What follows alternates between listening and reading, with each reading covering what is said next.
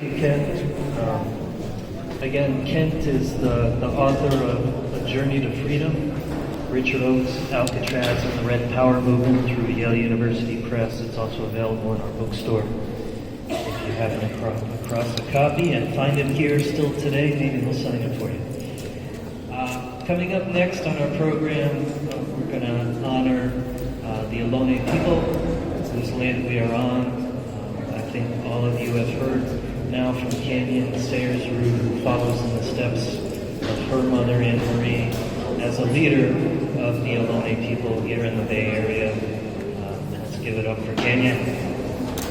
Thank you. If you can hear me, can I hear you say, oh!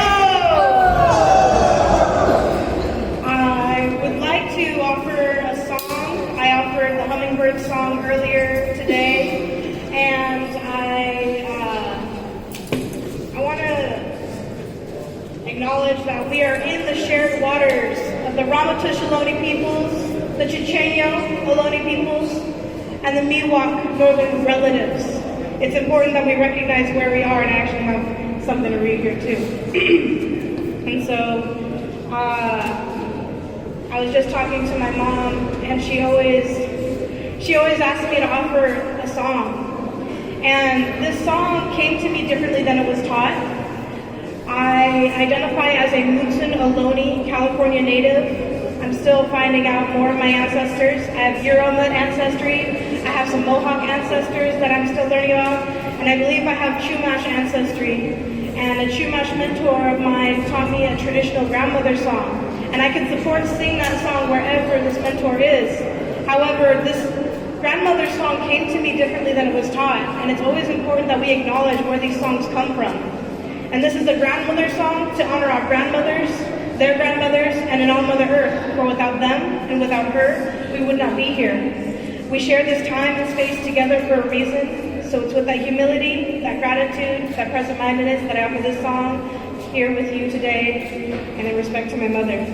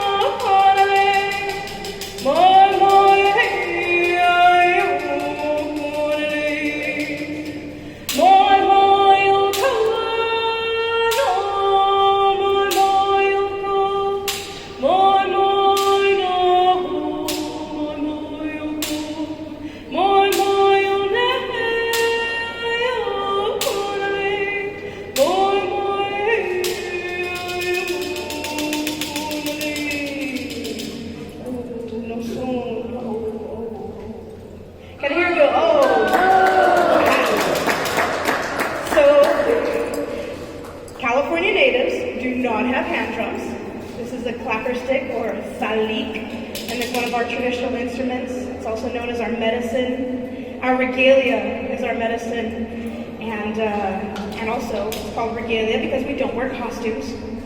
So I'm here to acknowledge truth in history. My auntie Ruth Orta is busy in Huchin, aka Oakland Territory. And I came over here from Yalamu, aka San Francisco. And being the daughter of Tribal Chairwoman Anne Marie Sayers of Indian Canyon Nation, I happen to have been raised on the only federally recognized Indian country between Sonoma and Santa Barbara along central coastal California. And my mother has opened up Indian Canyon for all indigenous people in need of land for ceremony.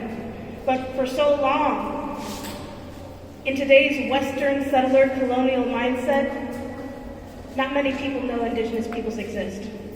When I was growing up, kids said, if you're Indian, you're dead. And I even feel a certain way whenever I visit Alcatraz I am proud of resilience of Indigenous peoples. However, if someone is in the position of educating the people, they should know the history of the land that they're on.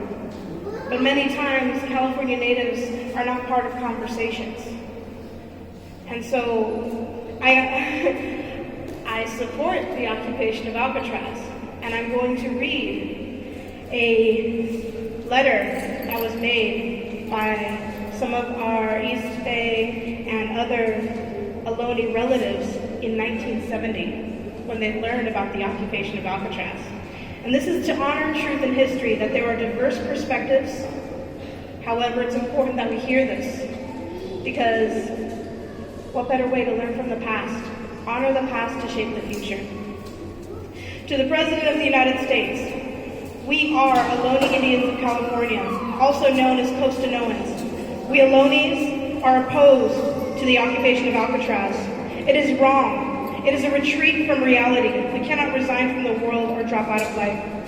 Those on Alcatraz say they speak for all Indian people everywhere. They do not. They have no authority whatsoever to speak, even for a single tribe. They are misinforming the public about Native American culture, history, and beliefs. They are destroying what we Indian people have been fighting and dying for these 100 years. We want education on the highest level. We want better life for our people, right where they live, on the reservation, in the community, in the cities, in the towns and villages of this country of ours. If those on Alcatraz want this too, they should go to their people and live with them, help them, learn from them. We agree that Indian culture centers are needed, but the people on Alcatraz should build culture centers where their people are, and not a barren rock, which does not belong to them in the first place. Indeed, if the people now on Alcatraz knew the history of Native Americans, they would know they have no rights whatsoever on the land now known as Alcatraz. The Ohlone people discovered, owned, and occupied the land from Pleasanton in the East Bay to the coast, and southerly to Monterey, including the islands along the coast, Alcatraz and Yerba Buena among the others. If any Native Americans have the right to claim these lands, we Ohlones are the only ones. There is not one Ohlone Indian among those now on Alcatraz Island. Those who are squatting on this rock are mainly from other states, other tribes and reservations, other peoples and different ancestry. A few are from certain California tribes who also have no rights to this land. One may not trespass or claim land owned by other native tribes according to the laws of the native. We Ohlones have never received land in exchange for thousands of acres taken from us by the United States illegally. We are not recipients of a reservation. We have not been paid for our land. Thus, the title of our land is not extinguished. We do not agree that the Alcatraz should be an Indian culture center. We want for our people land which is capable of sustaining us, useful land. In ancient days, we owned this land where the pelicans roosted and used it as a fisherman's way station. It was a bird sanctuary, and we respected the wildlife and allowed it to be a natural bird sanctuary. And it must remain. If the United States is ready to deed this land to anyone, we claim that right. We will immediately restore it to its natural wildlife sanctuary and a way station for all people navigating the bay. January 1970. This is before I was born. So, acknowledging that element of truth and history is just one step that we take to thinking about reconciliation, collaboration, and forward momentum towards strategic, sustainable futures. And so, in this, I know it's heavy, and I know it's an opposing thought of the celebration of the occupation. So, what do we learn from this going forward? To be inclusive. To respect the diverse perspectives of these spaces and places that we occupy in today's post-colonial settler society, that wherever we go, we are on stolen land, and that we can go forward by respecting Indigenous protocol. And so I'm honored to be here because the Native and the Indians of all tribes are taking steps to respect Indigenous protocol by involving Ohlone community members to open spaces up, by opening space, by giving Indigenous peoples the opportunity and the agency to be present in these circles. So I'm honored to be a community member and a family member and a relative of these Indigenous occupiers and the next generations for those who are resilient for the occupation of Alcatraz. However, I remind you that when we're here in the Bay Area, When we're in these spaces of education, is there any due diligence recognizing California natives? And if there's not, how can all of us be advocates to acknowledge that truth in history? So my Auntie Ruth Orta would have been here, and she's so humble and so happy and inclusive. She's a great grandma. And every time I go see her, she's just saying it's a good day to be Indigenous. And she always has a smile on her face. And so I want to push that and encourage that to go forward. How can we be good relatives to each other? And how can we be good ancestors in training when it comes to how we acknowledge and be accountable to how our actions and our words impact not only ourselves, our communities, our environment, and all living systems, because our kinship to the environment is integral, but to next 7 generations. And so, my mother, Anne Marie Sayers, and my grandmother have always taught me that when song, ceremony, and dancing stops, so does the earth. And I too believe that. Land acknowledgements are a form of our ceremony because we're grounding ourselves and recognizing the land. Some of us do that internally. Sometimes when my mom travels and she doesn't get to share it with the world, she'll offer a pinch of tobacco to the land and ask the ancestors of whose land I am on, guide me so that my actions and words can honor those who have come before me and for those who come after. I myself am an active nomadic native who's everywhere at times, and I've created educational resources because I recognize that today's society has not prioritized Indigenous perspectives in our history books. Big old history books in less than a chapter, less than a page or two about Indigenous peoples like we're a monolithic culture. And I'm trying to remind teachers that wherever you are, if you can honor and respect your bioregion and the diversity of the Indigenous community, that we can honor truth and history going forward. And so I have a little table set up with elements of truth and history about California natives, because did you know that there are over 90 language groups in California? And there are over 200 dialects of Indigenous peoples? So in California, how do you think we got along? Do you think we wandered around and said, speak my language? Or being multilingual and respectful to our territories that we stewarded. And whenever we did travel, to respect our neighbors and to come humbly, offer gifts, and just be good guests. I try to follow that. I try to honor these elements of truth and history that I've been taught by my community. And so, the way I put it, I will do what I can, when I can, where I can, wherever I can, for as long as I can, as much as I can, to honor truth and history, to honor my ancestors to the best of my ability, and to be a good ancestor in training. Because we need to honor the past to shape the future. So there's something that some of our pagan community members will share in some of their practices. How many of you heard the Earth My Body song? Like Earth My Body, Water My Blood, Air My Breath, and Fire My Spirit? All of us have indigenous lineages. Any one of us in this room, if you think about ways you can honor your ancestors, and when you recognize by honoring your ancestors, you're recognizing the indigenous lineages from the land that they've always come from. We can all recognize our own indigeneity. And so when we celebrate that, when we respect that, we can realize that our community has always been of an earth-based spiritual community. It's colonization that has impacted us.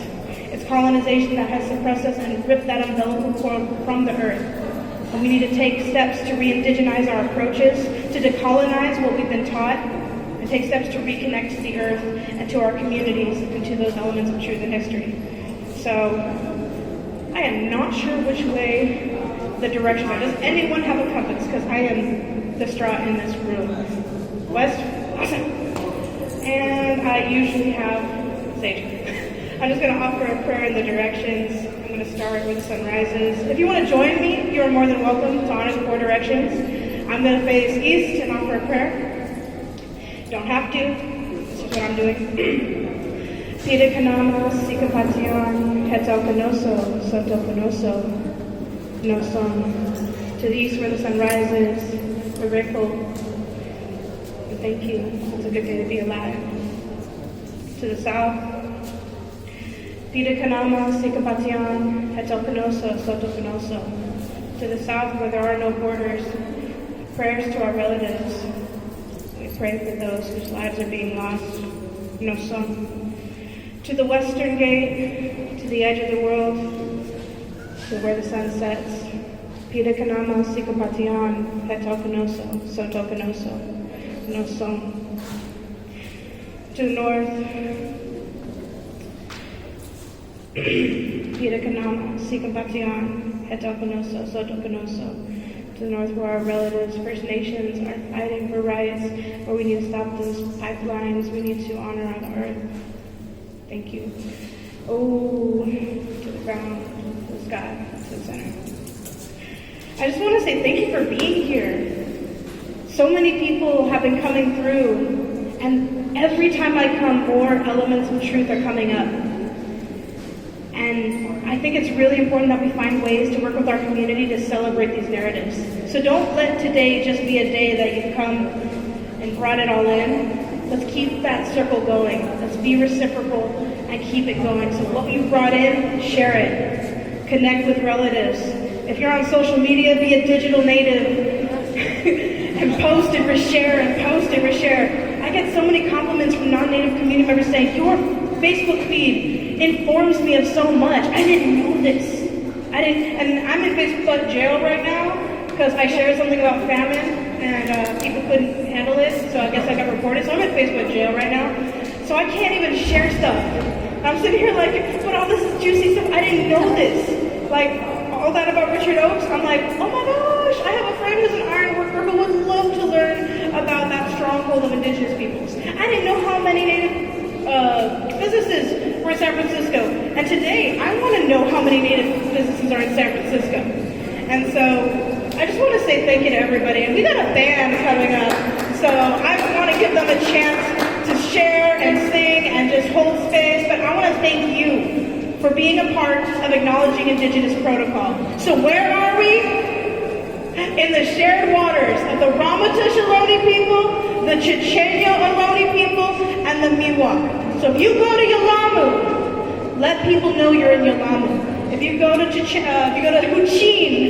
Chochenyo Ohlone, East Bay, let people know you're in Huchin. Please take steps to learn about the native lands that you are on, because wherever we go, we are on stolen land. So let us all honor truth and history. Oh!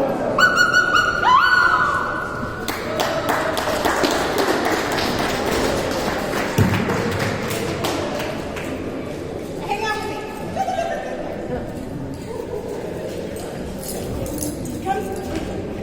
Come take a selfie with the roaming Ohlone for social media reasons, and then have mini seats that also help share some of the information and give you the spellings of what I taught about. So come hang out with me. I'll talk, I'll chat, and let's have some music playing here.